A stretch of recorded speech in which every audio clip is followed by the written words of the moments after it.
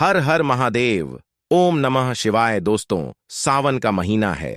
ऐसे में हर कोई भगवान भोलेनाथ को खुश करना चाहता है। हर किसी की इच्छा होती है कि वह सावन में भोलेनाथ को खुश करके अपनी सभी मनोकामना पूरी कर ले।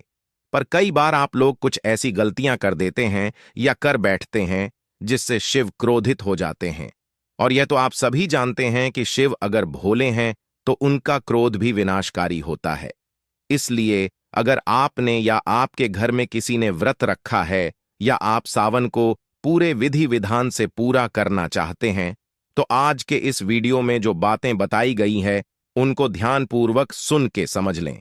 दोस्तों, सावन में कई ऐसे काम होते हैं जिनको करना वर्जित माना गया है। दोस्तों, अगर भोले बाबा की कृपा हो जाए तो काल भी आपका कुछ नहीं कर पाएगा, क्योंकि कालों के भी काल है महाकाल। इसलिए अगर आप भी महादेव की कृपा अपने जीवन में पाना चाहते हैं तो सच्चे दिल से कमेंट बॉक्स में लिखें हर हर महादेव, ओम नमः शिवाय। एक लाइक जरूर करें। दोस्तों, सावन में या सोमवार व्रत में क्या खाएं क्या नहीं खाएं? सावन में लहसुन प्याज खाएं या नहीं? व्रत में नमक खाएं या नहीं? कौन सी गलती नहीं करनी चाहिए? पति पत्नी को दूरी क्यों बनाना चाहिए और कौन से रंग के कपड़े नहीं पहनना चाहिए?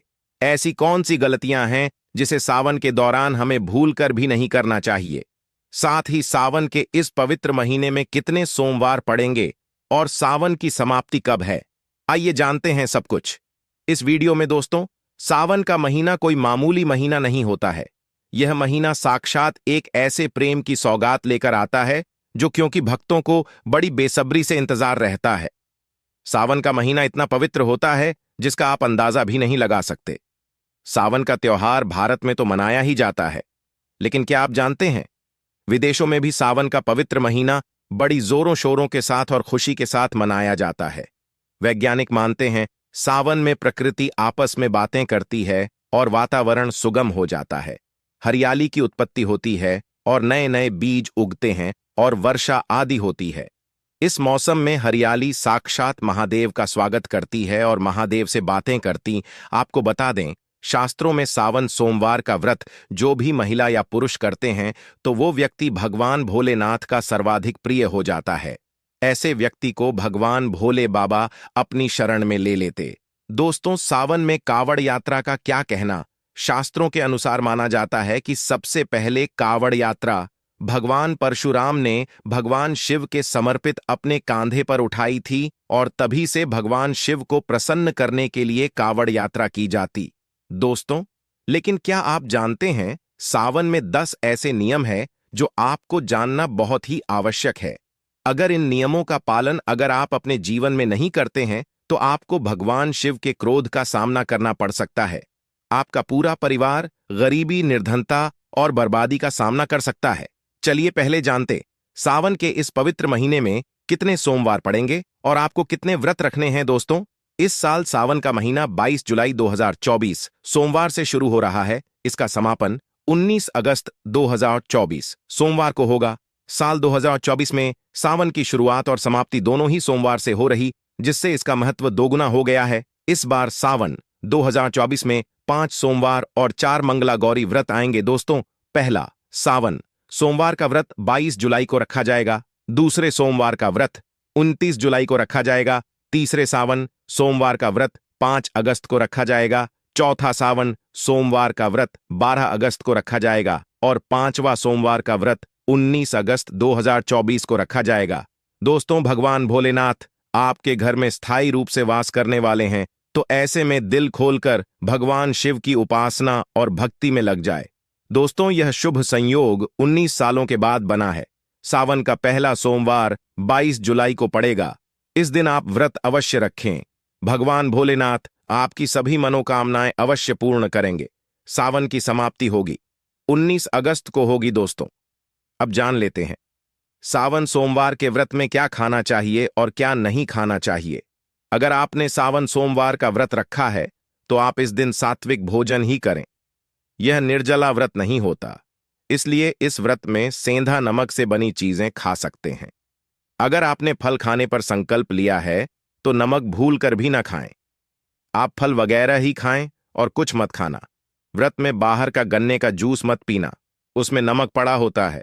बाहर का जूस भी मत पीना, उनके बर्तनों में भी नमक पड़ा होता है और वो नमक आपके मुंह तक जाएगा तो आपका व्रत खंडित हो जाएगा। व्रत में डब्बा बंद जूस नहीं पीना चाहिए, उसमें कई केमिकल पड़े होते हैं जिससे व्रत जाता है। दोस्तों सा वन में कई बार शुक्रवार का दिन पड़ जाता है तो खट्टा भूल कर भी मत होना, क्योंकि माता संतोषी इस दौरान जागृत अवस्था में हो जाती है। वो रुष्ट हो जाएंगे और इस दिन आप पानी पूरी, इमली की चटनी, बगैर खट्टे फल वगैरह जाने अनजाने में भी मत खाना, क्योंकि इससे माता संतोषी क्रोधित हो जाएंगे। एक बार माता संतोषी रुष्ट हो गई तो आपको जिंदगी भर कष्ट भोगना पड़ेगा। माता रानी भोली है, पर सावन के महीने में जो भी शुक्रवार के दिन खट्टा खाता है उसे परेशानी और माता के क्रोध का सामना करना ही पड़ता है। सावन में साधारण नमक फलों पर लगाकर या अमरूद के बीच में भरकर भूल कर भी नहीं खाना चाहिए। आप सेंधा नमक फलों पर लगाकर खा सकते हैं। सावन के व्रत में चाय आप पी सकते हैं, लेकिन चाय में नमक मत डालना, इससे हड्डियां गल जाती हैं। सावन के व्रत में दूध नहीं पीना चाहिए, इससे भगवान शिव क्रोधित हो जाते हैं। सावन में हल्दी मिलाकर दूध पीने से भयंकर श्राप लगता है। सावन में बच्चों को दूध पी लेना चाहिए, पर घर में बड़ों को दूध नहीं पीना चाहिए। यदि सावन का व्रत अगर आपने मीठा रखा है तो आप खीर पराठा या दही पराठा खा सकते हैं। आप चाहे तो सेंधा नमक से बने आलू के पकवान खा सकते हैं। आलू की सब्जी कुत्तूम की रोटी के साथ खा सकते हैं, लेकिन आटा ध्यान से देख लें, पुराने आटे में कीड़े पड़ जाते हैं जिससे आपका व्रत खंडित हो सकता है। व्रतधारी को सावन सोमवार के व्रत में आटा, बेसन, मैदा, सत्तू, अन्न और अनाज का सेवन नहीं करना चाहिए। इसके अलावा अन्य किसी भी व्यक्ति को मांस, मदिरा, लहसुन, प्याज इत्यादि का भी सेवन नहीं करना चाहिए। वही व्रत रखने वाले व्यक्ति को धनिया पाउडर, मिर्ची पाउडर, सदा नमक का सेवन भूलकर भी नहीं करना चाहिए। सावन में चाहे आपका व्रत हो या ना हो, किसी भी व्यक्ति को कड़ी पकौड़ा नहीं खाना चाहिए और वही पत्तेदार सब्जियां, पालक, मेथी, लाल भाजी, बथुआ, पत्ता गोभी जैसी सब्जियां या साग सब्जियां भूलकर भी नहीं खाना चाहिए। यह जहर के समान मानी जाती है। इसमें कीड़े आ जाते हैं, सांप, बिच्छू वगैरह आ जाते हैं। और जो भी व्यक्ति सावन में बैंगन की सब्जी खाता है उस व्यक्ति को गौर पाप लग जाता है। इसी कारण लोग दवा और चतुर्दशी पर बैंगन नहीं खाते। पत्तेदार सब्जियां क्यों नहीं खाई जाती, इसके पीछे एक कथा है जो आपको हम बताएंगे। दोस्तों, सावन के पवित्र महीने में कौन सी गलतियां नहीं करनी चाहिए। यह गलतियां पाप का भागीदार तो बनाती है, साथ ही साथ ऐसा व्यक्ति नर्क में अटका रह जाता है। सावन में घर के सभी लोगों को सुबह जल्दी उठना चाहिए और जितना जल्दी हो सके कम से कम पहला सावन स्नान अवश्य करें। परिवार में सबको स्नान करना चाहिए। यदि कोई बीमार है तो उस पर गंगा जल के छींटे मार दें। सावन में किसी भी गरीब का अपमान न करें, क्या पता उस गरीब के रूप में भगवान शिव हो, क्योंकि भगवान शिव सावन में अपने भक्तों की परीक्षा लेने आते हैं। सावन में देर तक सोने वाली महिला का पति बर्बाद हो जाता है और उसकी मृत्यु निकट भविष्य में जल्दी हो जाती है। इसलिए पति के उठने से पहले सावन में हर स्त्री को जल्दी उठ जाना चाहिए और भगवान शिव की पूजा करनी चाहिए। सोमवार व्रत आपको अवश्य करना चाहिए। ऐसा करने से धन लक्ष्मी का वास होता है। सावन में पति पत्नी को सहवास नहीं करना चाहिए। अगर आपने व्रत रखा है या आपकी पत्नी ने व्रत रखा है तो आप दूरी बनाकर रखें, क्योंकि इस दौरान भगवान शिव की शरण में होता है। ऐसा व्यक्ति सावन में घनघोर काले वस्त्र पहनकर मंदिर में नहीं जाना चाहिए। चाहे तो आप घर में काले वस्त्र पहन सकते हैं, लेकिन मंदिर में भूलकर भी मत जाना और ना ही व्रत में काले वस्त्र पहनना चाहिए। वैसे तो सावन में लहसुन, प्याज नहीं खाना चाहिए, पर यदि आपका व्रत है तो उस दिन पूरे परिवार को लहसुन प्याज से परहेज करना चाहिए। सावन के महीने में घर में गंदगी नहीं होना चाहिए, इससे प्रकृति नाराज हो जाती है। सावन में आपके घर का जो मंदिर है उसमें माचिस के खाली पड़े डिब्बा या माचिस नहीं रखना चाहिए।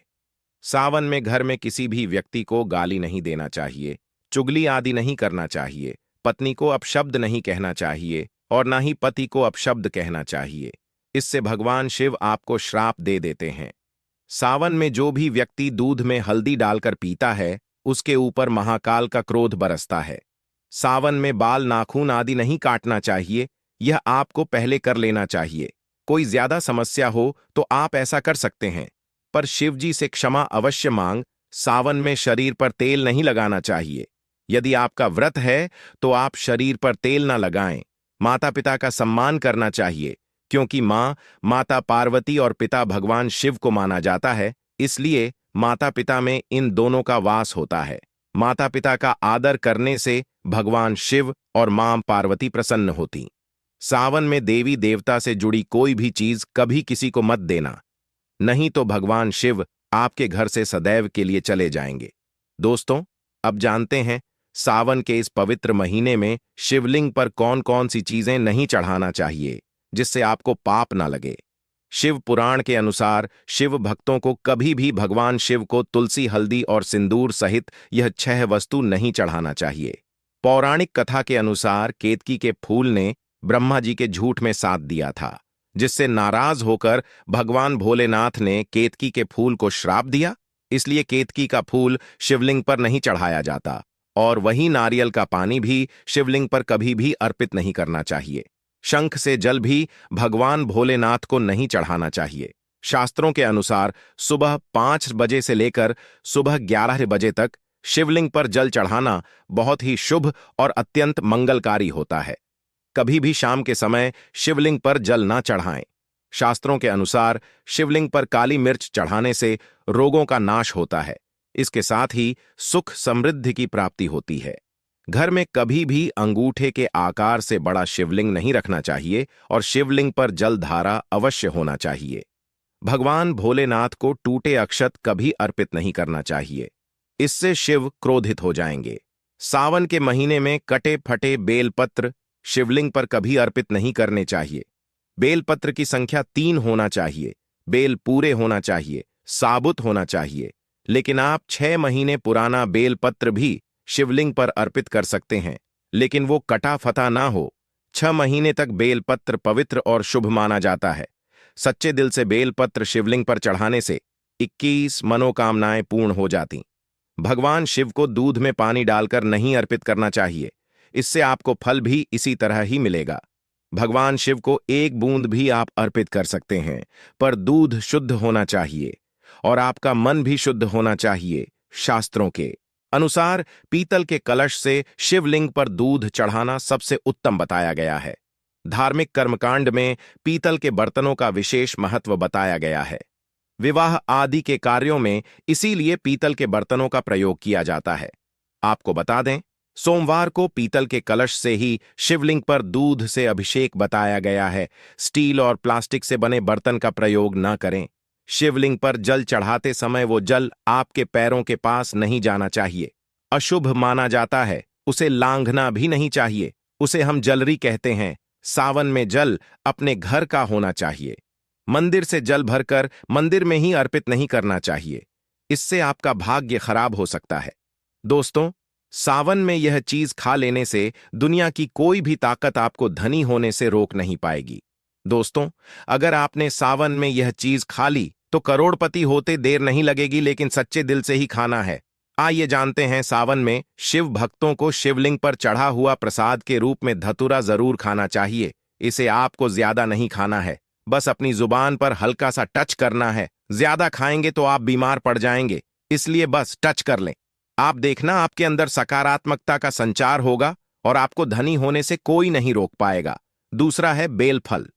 बेलफल प्रसाद के रूप में खाने से माता पार्वती के साथ साथ भगवान शिव की कृपा बरसेगी और समस्त 33 कोटि देवी देवता आपको धनवान बनाएंगे। बस यह चीज आपको खाना है और आप खुद देखना, आपको धनी होने से दुनिया की कोई भी ताकत रोक नहीं पाएगी।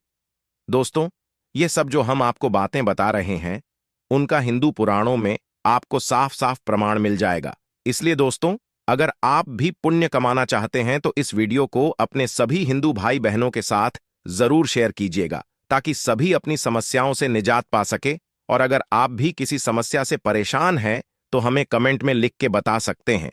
हम पूरी कोशिश करेंगे आपकी समस्या का समाधान करने की। साथ ही आपको वीडियो कैसा लगा हमें कमेंट में जरूर बताइएगा, और वीडियो को लाइक और शेयर करना ना भूलिए। हर हर महादेव, जय शिव शंभू।